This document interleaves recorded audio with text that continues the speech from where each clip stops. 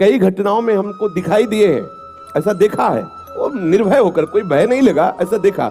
जैसे एक बार सैमसी में जहाँ गुरु आश्रम है, तो एक खंडेर था, और हमें खंडेर बहुत प्रिय है शुरू से। ऐसा मतलब बिगड़ेल स्थान, पुराना वृक्ष या ऐसे कोई कुटिया, ऐसे पहले संन्यास मार्ग में ऐसे रहना अच्छा लगता था कि जहाँ जिसका किसी का। तो रात्रि में उस खंडहर में जाकर के लेटे, वहां के लोगों ने रोका, आश्रम वाले लोग, वहां मत जाइए। हम सोचा आश्रम के कई लोग यहाँ लेटते हैं तो बातचीत करेंगे, इसलिए एकांत। यही गए तो अंदर मंत्र चल रहा था, और एक छोटी सी टार्च सिराने, छोटी सी घड़ी दुप दुप वाली, क्योंकि उससे पता चले ना तो मतलब टाइम का। तो ऐसे रख के वैसे से थोड़ा ही लेटे, तो उस समय जटाएं बड़ी बड़ी थी, तो ऐसे उनका तकिया की तरह जटा रखे, तो ऐसा लगा जैसे कोई हमें बहुत जोर से दबाने की चेष्टा कर रहा है। तो ऐसे देखा तो मुझे स्पर्श जैसा भी हुआ कि जैसे कोई कड़ा हाथों में एकदम। ऐसा कैसे हो सकता है? जब हम मंत्र जप रहे हैं तो कोई ऐसा कैसे हो सकता है कि कोई अशुभ आत्मा के छुए? तो टार्च लिया, बाहर निकले, कोई नहीं। मुझे लगा कि मेरी मानसिक बिगड़ेल बुद्धि हमको भयभीत करना चाहती है। नहीं, मैं नहीं मान। एक मन ने कहा यहाँ से हटके, वहां से हमको जिद्दी स्वभाव था, नहीं देखो कैसा क्या। फिर वही जाके सोए। थोड़ी ही देर में फिर स्पष्ट अनुभव हुआ कि ऐसे। तब हम बैठ गए तत्काल मंत्र जपते हुए। फिर हम कहा आप यहाँ ठीक नहीं है, क्योंकि बार बार विक्षेप डालेगा। मंदिर में गए, उन लोगों से कहा, बोले आप जानते कि वहां है, आप क्यों गए? ऐसा एक बार ऐसा हुआ, 3 बजे हम शौच के लिए कमंडल उठाया, तो जंगल में जाना होता था, कोई शौचालय की ऐसा, वो तो अभी कुछ वर्षों से शौचालय का ऐसी व्यवस्थाएं बनी नहीं, तो ग्रामीण आदि देशों में कहीं शौचालय पूरे नगर में नहीं होती थी, वो तो अभी व्यवस्थाएं हुई।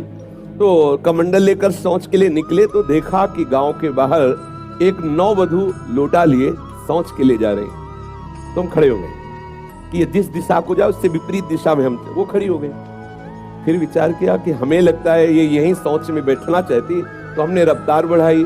जब रफ्तार बढ़ाई तो देखा कुछ दूर आगे जा रहे हैं, तो लगा कि ये तो पीछे खड़ी थी, आगे।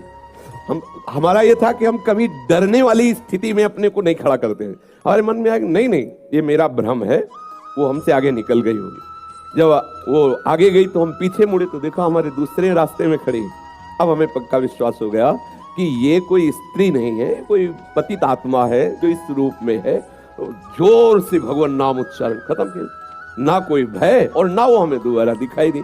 तो हमने जीवन में देखा है कि अगर कहीं ऐसी प्रेतात्मा आदि हो, वो आपको परेशान नहीं कर सकती। आपको जैसे गोकर्ण के सामने धुंधकारी प्रकट हुआ, कभी वो अग्नि बनता, कभी वो ये बनता, कभी भेड़ बनता, कभी सिंह, समझ गए अधोगति को प्राप्त। लेकिन कोई ऐसा नहीं कि उनका अनिष्ट करे और रो के कह रहा था कि मेरा उद्धार कर दो, मेरा कल्याण कर दो। तो ये प्रेत आत्माएं भगवत धाम वासी, भगवान नाम जापक वैष्णवों के प्रति अपना कल्याण करने के लिए आती है। किसी को भी कभी घबराना नहीं चाहिए। यदि कभी ऐसी परिस्थिति हो तो उच्च स्वर से नाम कीर्तन करने लगना, विश्वास करना, तुम्हें छू नहीं सकता कोई। ये हम इसलिए सत्ता नहीं मानते। जैसे कभी कोई प्रश्न करता है, कह देते मेरे भगवान ही भूत रूप में आए। ये एक स्थिति है, एक भावना की स्थिति जो सत्य भावना है। वासुदेवा स्वरमिति, तो सब प्रभु ही है, और सच्ची बात सब प्रभु ही है। लेकिन ये जो अगर हम उस स्थिति को नहीं पहुंचे, तो पक्का समझ लो कि अगर प्रेत योनि का कोई भी जीव तुम्हारे सामने आता है और तुम भगवान नाम जप कर रहे हो, तो तुम्हें कभी परास्त नहीं कर सकता। राधे राधे। जपते रहें, बजते रहें, रटते रहें। अगर वीडियो अच्छी लगी हो तो वीडियो को लाइक, शेयर और सब्सक्राइब जरूर करें, और चैनल को सब्सक्राइब करना ना भूलें। राधे राधे।